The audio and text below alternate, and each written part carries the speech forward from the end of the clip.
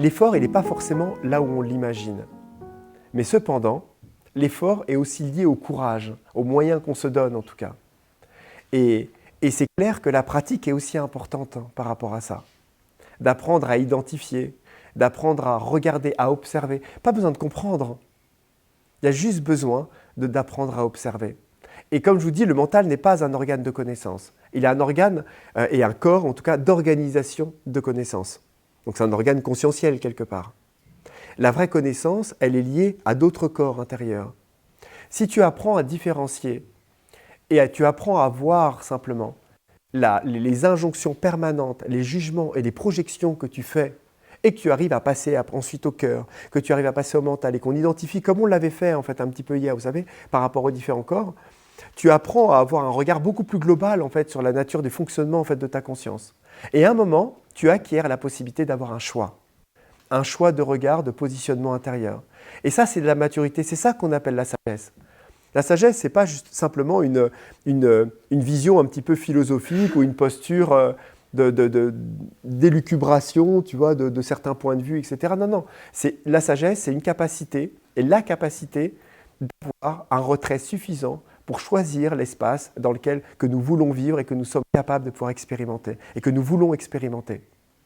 Et tu vois, regarde, quelqu'un qui n'a pas qui est encore très impulsif, qui est pris dans l'identification de ses pensées. Quand il y a une colère qui vient, elle arrive, elle le prend complètement.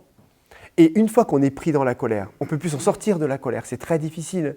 Tout est pris, le rythme cardiaque, l'énergie, on est rouge, on ne voit plus rien, on est saturé, on n'a qu'une envie, on est impulsivement, complètement possédé en fait par la colère. Par contre, imaginons que la personne prenne et apprenne à avoir suffisamment de retrait sur la colère. Elle sache que cette colère, c'est une énergie qui va venir. Mais tous, on sait très bien que quand la colère, elle arrive. Elle n'est pas là, elle arrive. Par exemple, imaginons, il y a une situation qui va mal, et d'un seul coup, on le sent. Il commence à me saouler, lui. On sent le truc arriver, on sent une énergie qui arrive, on a le ventre qui est pris, on sent un truc qui monte. À un moment, on sait même qu'on a le choix. Qu'est-ce que je fais? Je me casse là tout de suite ou je reste? Je continue à l'écouter parce que là, ça monte, quoi. Qu'est-ce que je fais? Je me contrôle. Je respire. Non, mais là, ça va pas, là. Qu'est-ce qu'il dit? Je l'arrête tout de suite, je recadre. Tu vois, il y a un moment où on est pris dans quelque chose dans lequel le choix est une sorte de réactivité.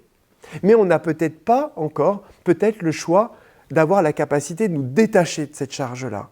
Mais par la pratique, naturellement, quand on voit cette colère arriver, ça peut être aussi la tristesse, hein, je parle de nombreuses émotions qui peuvent être présentes, et ben on se retrouve avec plusieurs possibilités.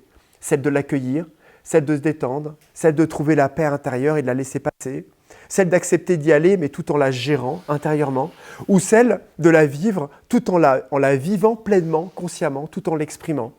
Mais ça, c'est déjà un énorme choix d'avoir cette vastitude et ce retrait.